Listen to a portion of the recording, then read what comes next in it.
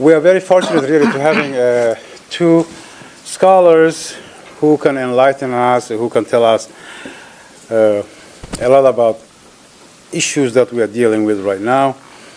On my left is Lee Castanelli, a historian who is currently teaching at the University of Pennsylvania in Philadelphia. Lee is well known to Somali readers or Somali people who are interested in Somali history. One of his major contributions to writing about Somalia was the well-known the shaping of Somali society. Indeed, a very, very pioneering research that he did on Somalia. He covered the whole Somalia, although he was seen by some Somalis as being a southerner, but he really covers the whole Somali history. He edited and co-edited a lot of books on Somali history. And on my right, he's a colleague of mine. Although we belong to two different disciplines, we are in social sciences, but Dr. Tani, Mahmoud Hassan Tani, he's a scientist, a medical doctor. And I know him for quite a number of years. I learned the day before that if you know the person so many years, you don't need to mention the years. How many years you know? Because Somalis will interpret, oh, all these years? So I say, in badan baan isnaqaanay. That's enough, right? And he also will contribute to this panel a lot of issues in both social and science aspects of what we are dealing with. So without any further delay, I will present my colleague and my friend, Dr. Lee Castanelli.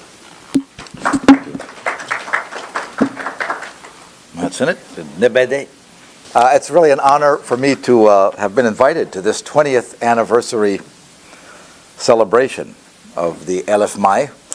And perhaps only a few of you will remember that I was present in this very same, very hospitable city of Toronto 20 years ago when we launched the Inter-Riverine Studies Association, which was an attempt to create a forum, a body of scholars and activists who were interested in promoting studies of the history and culture and language of the Inter-Riverine area. And I think that's still going on. We still have an Inter-Riverine Studies Association. Now, I don't have to remind you, as I reminded my audience back in 1994, that I'm really still an outsider, you know.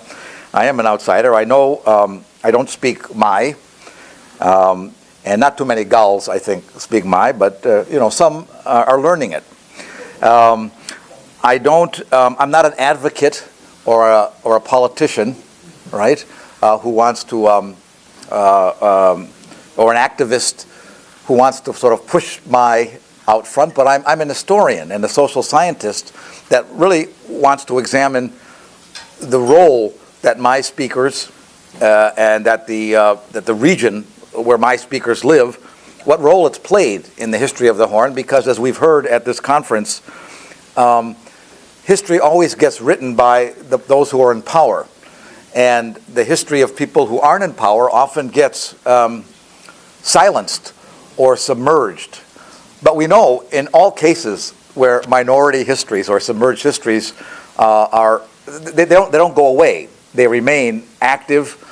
People talk about them. Families narrate their histories, and so on. And then when the opportunity arises, they come forward. So we're in a moment here where I think, as an historian, I'm very excited about the possibilities of writing more about the region. As an outsider, I'm going to tell you do two things today, very briefly. One is to share with you some stories of my own experience doing research in southern Somalia, where it was very hard to find assistance and people in the Ministry of Education and Culture who were my speakers. You know, I had to take students and translators with me. And then I'll tell you a little bit about my experience as working with a development project along the Juba. When international organizations began to operate in Somalia after independence, they relied heavily on the writings of I.M. Lewis and other English language observers. And there were organizations like FAO, Food and Agricultural Organization, and USAID did some important studies in the region of inter-riverine area, because that was a big economic area to be developed in the 1960s. You can find a lot of writing about land tenure and social structure and agricultural traditions and so on in the inter-riverine region, but not very much about culture and about Afmai, the language. These were very specialized studies on the economy. That was put together by the Academy of Sciences, I think, in the United States, and it was supposed to accompany a team of technical experts who were going to the Juba Valley to predict what the effects of the Bardera Dam would be on the local people in the area. Because, as many of you know, the farmers of the middle and lower Juba, many of them practice dishek agriculture, the flood recession agriculture. And the idea was they're going to be affected. If a dam is built to control the flood waters, what will happen? So the study was supposed to be an environmental and social impact study. This was done in 1985 or 86.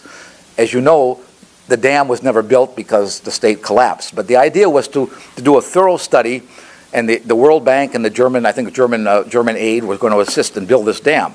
My job was to be the cultural advisor, because I had done research in the South. I was supposed to remind members of the technical team that the people in the South, along the Juba in particular, some of them Somali Bantus and some other Mai speakers, weren't the same. They didn't speak the same language as the rest of Somalia. But of course, almost all of the Somalis on that team, who were the guides and the translators, they were all Maha speakers, right? So when they were asking the farmers, what's going to happen if we flood this, they couldn't understand the answers. They didn't know what these guys were saying, right?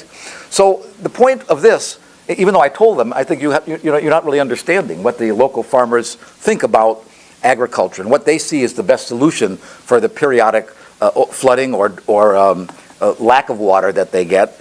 It's not just the language and culture that has been marginalized, but even the views of my speakers about development. What's the best path to development? What's the best way to move forward? I don't think people, they weren't consulted. They weren't brought into the international organizations and establishment that were talking about how do we develop. Now, this was a Siad Barre plan, to build the dam, and everyone accused him of wanting to help his own kinsmen and so on. But still, the example of going into the field to try to get local people's opinions about their techniques of agriculture and how they'd be affected and what they thought, what they recommended they needed most. And in fact, what I heard they needed most were just hard top roads from the Juba Valley. They said, we don't need a dam, we don't need a big project, we just need roads that we can use to carry our crops to market in the rainy season.